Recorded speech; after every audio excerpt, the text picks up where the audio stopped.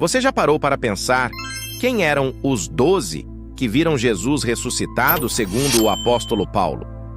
A resposta parece óbvia, né? 12 homens. Mas e se eu te disser que essa resposta, que parece tão certa, talvez seja o resultado de séculos de um grande mal-entendido? E se uma mulher, especificamente Maria Madalena, estivesse nesse grupo? Fica comigo, porque hoje a gente vai mergulhar numa tese que pode parecer proibida, mas que é academicamente fascinante. Vamos investigar com base nos textos e na história por que Maria Madalena pode ter sido contada entre os 12, mas acabou sendo apagada da foto oficial. Primeiro, vamos desconstruir uma ideia: o termo os 12. A gente tende a pensar nisso como uma contagem matemática simples. 12 pessoas, ponto. Mas no cristianismo primitivo, a expressão funcionava mais como um título, um nome de instituição. Pense nisso como a diretoria ou o conselho apostólico. A prova disso está nos próprios textos. No Evangelho de João, por exemplo, Tomé é chamado de um dos 12, mesmo depois de Judas já ter morrido. Ou seja, eram 11, mas o nome do grupo continuava sendo os 12. Em outras passagens, eles são chamados de os 11, mas a tradição logo volta a usar os 12, sem se preocupar com a matemática. Isso nos mostra que os 12 era uma categoria funcional, um selo de autoridade e não um censo. O nome era mais importante que o número exato de pessoas. Agora vamos para o segundo ponto, que é crucial: a lista de Paulo em 1 Coríntios 15. Quando Paulo lista as testemunhas da ressurreição, Pedro, depois os 12, depois mais de 500 irmãos, Tiago e todos os apóstolos, ele não está escrevendo uma reportagem jornalística imparcial. Ele está usando um resumo tradicional, uma espécie de credo oral que já circulava nas primeiras comunidades. E o que a gente percebe nessa lista? A ausência completa de mulheres. Isso é muito estranho, porque todos os evangelhos, sem exceção, são unânimes em dizer que as primeiras testemunhas foram, de fato, as mulheres. Por que Paulo as omitiria?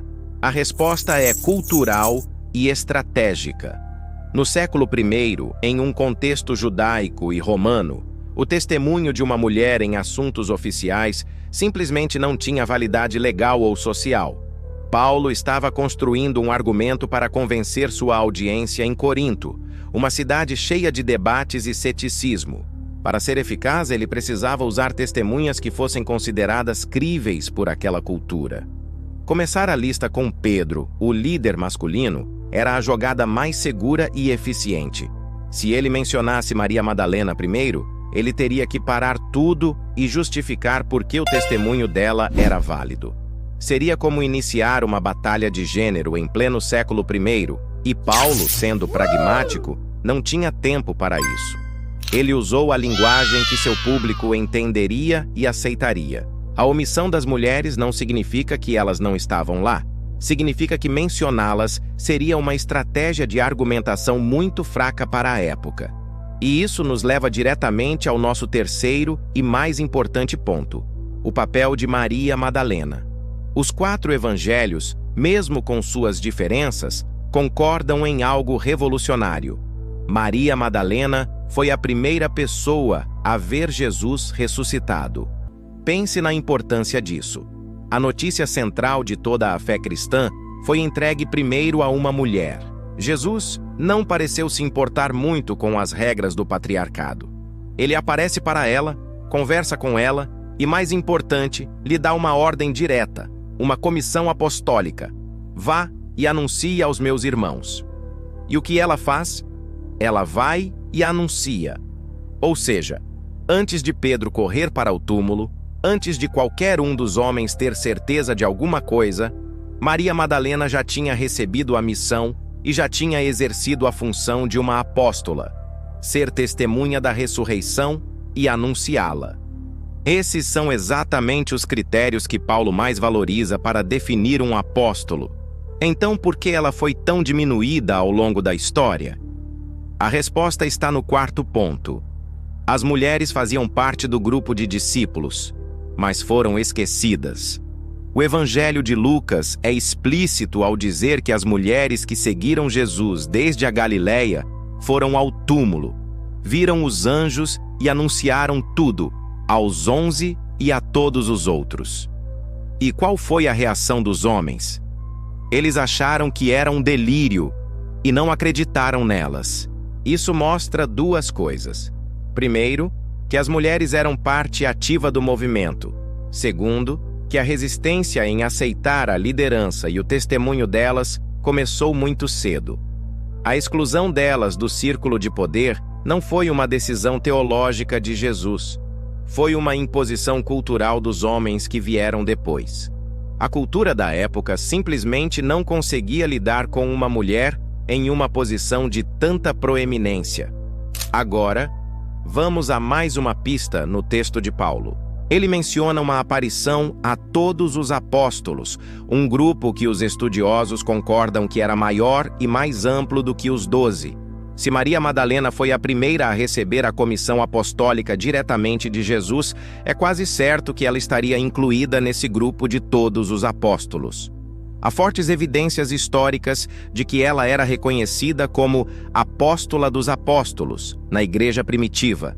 Se ela pertencia a esse grupo apostólico maior, o que impede que ela também estivesse no núcleo simbólico que Paulo chama de os 12? Alguém poderia argumentar que os 12 precisavam ser 12 homens para representar as 12 tribos de Israel. Mas esse argumento também é frágil. As listas das 12 tribos na Bíblia variam. A tribo de José, por exemplo, é muitas vezes substituída por seus filhos, Efraim e Manassés. Ou seja, o número 12 sempre foi um símbolo poderoso, mas flexível, não uma regra matemática rígida. Então, vamos juntar todas as peças do quebra-cabeça. Primeiro, os 12 eram um título institucional, não uma contagem literal. Segundo, a lista de Paulo é seletiva e adaptada para a cultura da época, omitindo testemunhas femininas por razões estratégicas. Terceiro, Maria Madalena foi, textualmente, a primeira testemunha e a primeira a receber uma comissão apostólica. Quarto, as mulheres eram parte ativa do grupo, mas seu testemunho foi inicialmente rejeitado. E quinto, o simbolismo do número 12 é flexível. O que essa soma de evidências nos sugere? Uma conclusão que pode ser desconfortável para a tradição, mas é historicamente plausível e academicamente defensável. É perfeitamente possível que Maria Madalena estivesse incluída no grupo que Paulo chama de os 12. Seu nome, no entanto, foi omitido ou substituído na tradição oral por razões puramente socioculturais. A cultura patriarcal da época simplesmente não podia aceitar uma mulher em pé de igualdade com Pedro e os outros. Em outras palavras, a verdade dos fatos pode ter sido moldada e editada para caber nas expectativas sociais.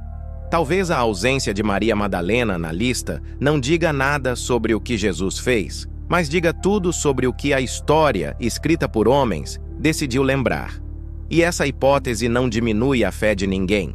Pelo contrário, ela nos convida a ler os textos com mais atenção, a questionar o que sempre nos foi dito e a reconhecer o papel fundamental que as mulheres tiveram na origem do cristianismo, um papel que foi sistematicamente silenciado. A verdade, às vezes, é incômoda justamente porque alguém passou séculos tentando escondê-la debaixo do tapete. O que você acha dessa possibilidade? Deixe sua opinião aqui nos comentários, vamos continuar essa conversa. Se você gostou dessa investigação e quer ver mais vídeos que desafiam o óbvio e mergulham fundo na história, não se esqueça de se inscrever no canal e ativar as notificações. Muito obrigado por assistir e até a próxima.